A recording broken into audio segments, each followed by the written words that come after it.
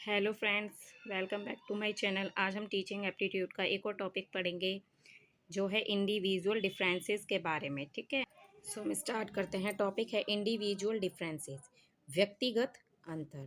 सबसे पहले हम इसकी डेफिनेशन के बारे में पढ़ेंगे। Learners differ from one another in terms of ability, interest, motivation, background and personality. देखिए, इंग्लिश में भी है, हिंदी में भी है। जिसको इंग्लिश में समझ में आता है वो इंग्लिश में समझ सकता है, हिंदी में भी ये कन्वर्ट है ताकि आपको अच्छे से समझ में आ सके। ठीक है, तो इसके बारे में जो डेफिनेशन है वो है learners differ from one another in terms of ability, interest, motivation, background and personality. इसमें ये बोला गया है जो लर्नर होता है, शिक्षार्थी होता है, उसकी योग्यता, रुचि, प्रेरणा, पृष्ठभूमि और व्यक्तित्व के आधार पर एक दूसरे से भिन्न होते हैं। ठीक है, सो डेफिनेशन क्या होगी शिक्षार्थी की, लर्नर की, कि भाई शिक्षार्थी योग्यता, रुचि, प्रेरणा, पृष्ठभूमि और व्यक्तित्व के आधार पर एक दूसरे से भिन्न होते हैं। क्योंकि सब एक जैसे स्टूडेंट्स नहीं होते। कोई ज़्यादा ही पढ़ने में बहुत कि भाई हाँ बहुत अच्छा है, कुछ थोड़ा वीक होता है, तो एक जैसे स्टूडेंट्स नहीं होते। वो अपने तरीके से सब डिफरेंट होते हैं। नेक्स्ट है टाइप्स ऑफ इंडिविजुअल डिफरेंसेस, व्यक्तिगत अंतर के प्रकार। अब जो इंडिविजुअल डिफरेंसेस है उसके प्रकार क्या है, टाइप्स क्या है। सो फर्स्ट टाइप है इंटेलेक्चुअल, जिसे हम बोलते हैं बौद्धिक। इंटेलेक्चुअल यानी बौद्धिक। अब इसमें हम एक्सप्लेनेशन क्या दे सकते हैं कि भाई आईक्यू लेवल, बौद्धिक मतलब माइंड से related, intellectual IQ level, thinking speed, creativity etcetera, इन चीज़ों से रिलेटेड वो एक दूसरे से अलग होते हैं, है ना। इमोशनल, भावनात्मक रूप से, reaction to situations, emotional maturity का हिसाब इमोशनल उससे होता है कि भाई किसी में कुछ ज़्यादा ही कोई इमोशनल होता है, कोई कम इमोशनल होता है, तो इस रूप से भी वो एक दूसरे से इंडिविजुअल डिफरेंस होता है। सोशल मतलब सामाजिक, ability to interact and adjust socially, यानी आप में इंटरैक्ट करने की योग्यता होती है, एडजस्ट करने की योग्यता होती है ना, सामाजिक रूप से। ओके, तो इस तरीके से भी एक व्यक्तिगत। नेक्स्ट है कल्चरल, मीन्स सांस्कृतिक, जैसे background, traditions, language.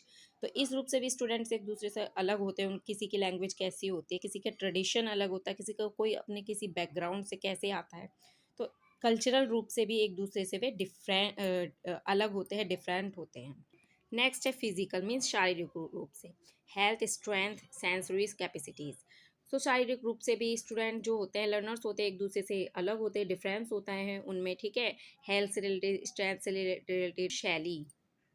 So physical शारीरिक में यही आगे भाई हेल्थ से रिलेटेड हो जाता है। स्ट्रेंथ, किसी में ताकत ज़्यादा है, किसी में थोड़ी कम है, कोई हेल्दी है, कोई कम हेल्दी है, तो ये फिजिकल रूप से थोड़ा सा डिफरेंट होता है। नेक्स्ट है लर्निंग स्टाइल, अधिगम शैली, पढ़ने का स्टाइल, विजुअल, ऑडिटरी, ठीक है, किन्स्थेटिक प्रेफरेंसेस। अधिगम शैली, पढ़ने का स्टाइल थोड़ा अलग होता है। विजुअल ऑडिटरी होती है, कोई देख के पढ़ता है, कोई सुन के पढ़ता है, कोई कैसे पढ़ता है, तो ये भी एक अपना डिफरेंस होता है। ठीक है, नेक्स्ट है implications for teacher. Implication for teachers मतलब शिक्षकों के लिए उपयोगी बिंदु। अब जो पढ़ा रहे हैं टीचर्स होते हैं, उनके लिए क्या महत्वपूर्ण इम्पोर्टेंट कुछ पॉइंट्स होते हैं वो बताए गए हैं। सो फर्स्ट है use diversified methods and teaching ads. Teacher के लिए बताया कि वे जो डाइवर्सिफाइड मेथड्स होते हैं, मतलब अनेक प्रकार की विविध विधियाँ होती हैं और शिक्षण सामग्री होती है, उनका प्रयोग किया करें। जो भी टीचिंग के लिए मटेरियल एड्स वगैरह जो पे वो उनका यूज़ करके पढ़ाया करें ताकि बच्चे को अच्छे से समझ में आ सके। नेक्स्ट है respect and respond to individual learning needs, means respect and respond to individual learning needs, व्यक्तिगत अधिगम आवश्यकताओं का सम्मान करें और उनका उत्तर दें। कहने का मतलब अगर कोई लर्नर या कोई बच्चा हमसे कुछ पूछ रहा तो उसका जवाब देना चाहिए और उसका एक रेस्पेक्ट करेंगे। देख, एक बात होती है कि रेस्पेक्ट दोगे तो रेस्पेक्ट मिलेगी। ठीक है, किसी की बेइज्जती नहीं करनी चाहिए, रेस्पेक्ट देना चाहिए, है ना। और जो उसकी नीड्स है उसकी सम्मान करें और उनका उत्तर भी दें, जो वो क्वेश्चंस पूछते हैं उनका उत्तर दें। नेक्स्ट है provide remedial and enrichment enrichment support, सहायक और समृद्धि आधारित शिक्षण सहायता भी दें।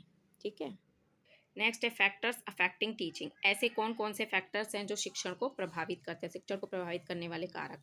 सो teacher and learner related factors, सबसे पहला इसमें आ जाता है टीचर और लर्नर से रिलेटेड फैक्टर्स कौन कौन से होता है, शिक्षक और शिक्षार्थी से संबंधित कारक। सो teachers knowledge and competence affect teaching quality.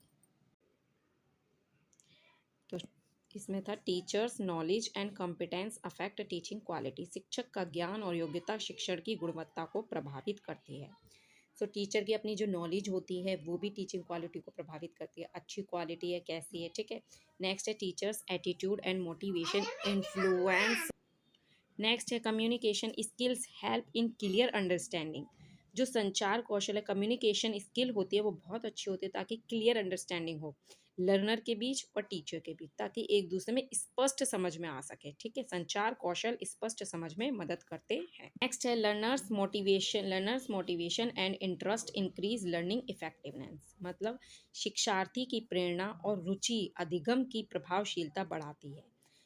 जो शिक्षार्थी होता है सीखने वाला, तो उसकी जो प्रेरणा और रुचि है अधिगम की प्रभावशीलता बढ़ाती है। मतलब जो सीख रहा है उसको भी एक उसको मोटिवेशन होनी चाहिए, भाई मोटिवेट करें, और उसको पढ़ने में एक इंटरेस्ट होना चाहिए, तो सामने वाले को पढ़ाने में भी अच्छा लगता है। नेक्स्ट है individual differences like intelligence health and prior knowledge matter.